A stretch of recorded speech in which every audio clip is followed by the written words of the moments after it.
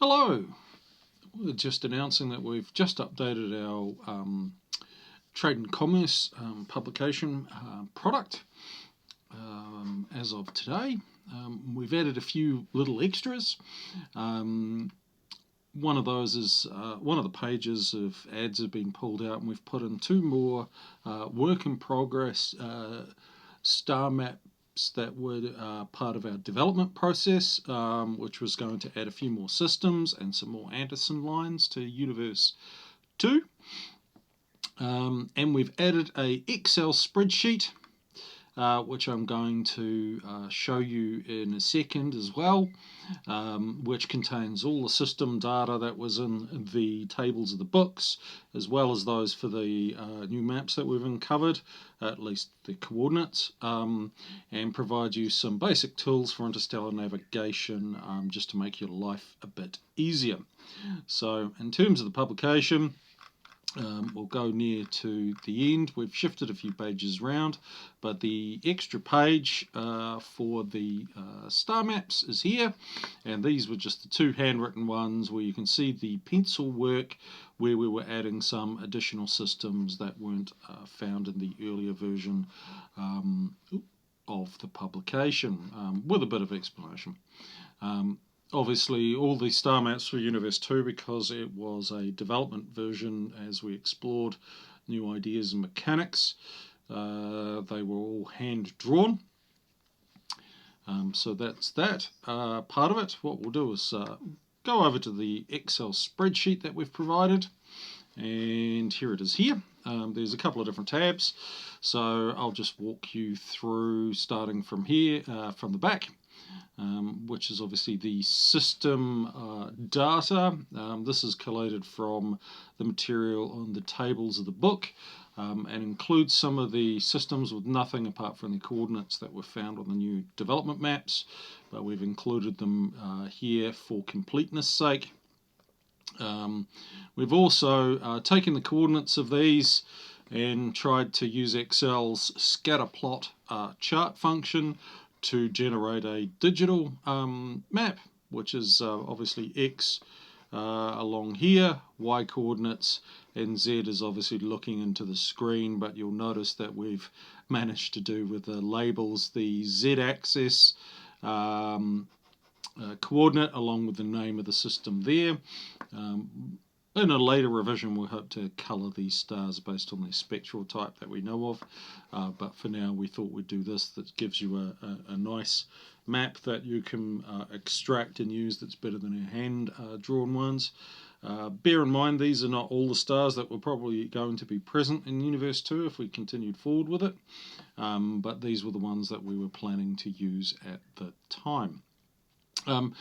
So a few things here. Obviously, you would have noticed on the hand-drawn maps a lot of lines. These are the Anderson line routes for that kind of star drive type.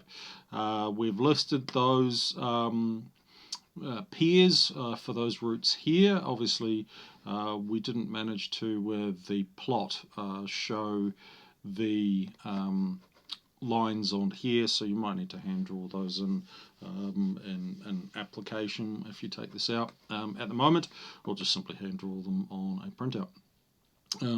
Obviously the map uses 3D coordinates in light years to do things, so we've decided that a bit of a challenge for a number of people is the 3D star distance calculations, and though we have provided tools at various times to do this kind of work, we're having a bit of problem in terms of the security of the code on the web to do it, and we also decided we thought it might be nice to provide you something that's offline, hence the spreadsheet.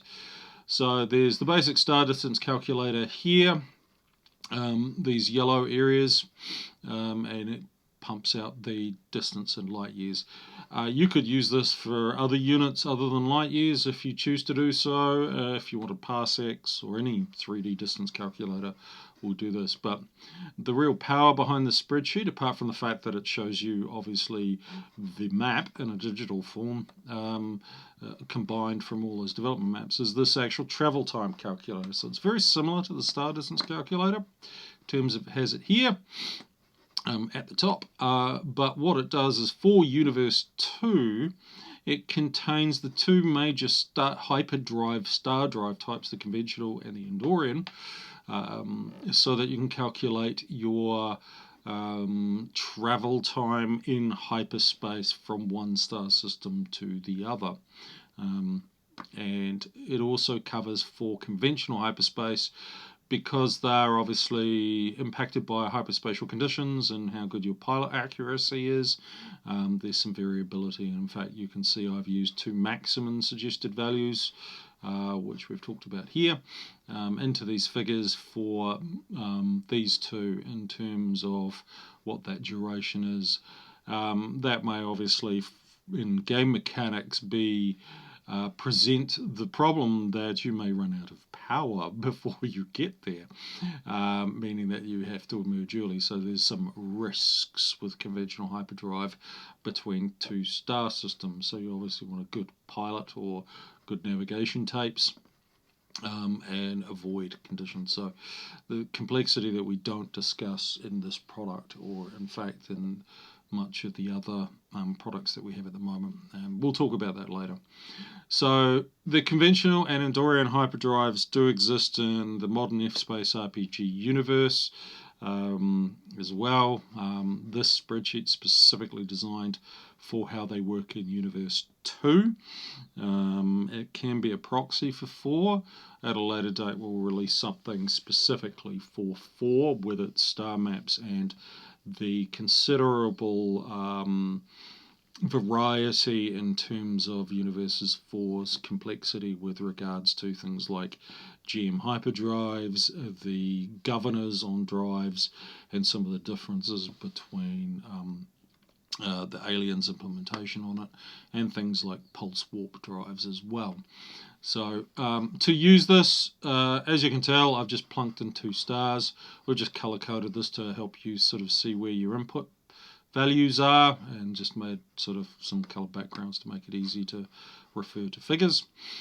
So what you would do is, if you were using this, is just quickly find your two stars, select, and we'll do that at the moment. We're going to do a Guyver.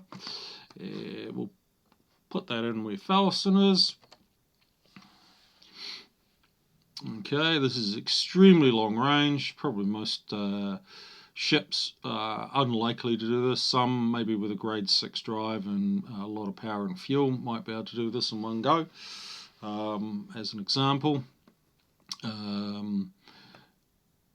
But we'll say that we're doing it between a Guyver and, say, Anthrax. We'll just paste that in there.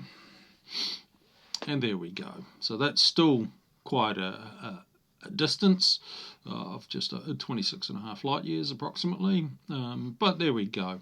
That gives you sort of the distance, the duration in weeks and in hours and things like that. So that can help you with some of the other things about the costs of operating your starship and the economics of some of the trade that you might be attempting to do, because you've got to pay your staff and things like that. And looking at how much money that you can get for the flight. So we hope that you enjoyed this spreadsheet. Please comment or send us messages via DrivethruRPG's comment or question engine. We'll look at enhancing this spreadsheet in the future with some of the other things related to trade or calculations, or in fact costs, based on these travel times.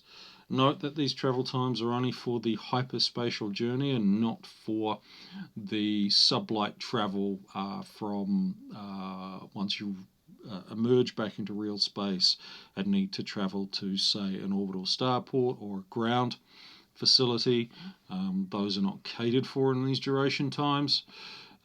So those also need to factor in. You need to add those in with the duration here to understand whether your ship can actually do what you need to do. But this is a start to reduce some of the complexity in the mechanics of interstellar travel, and then combining that with sublight travel to help you with trade and commerce. So thank you for your time today, and yeah, post any comments. Thank you.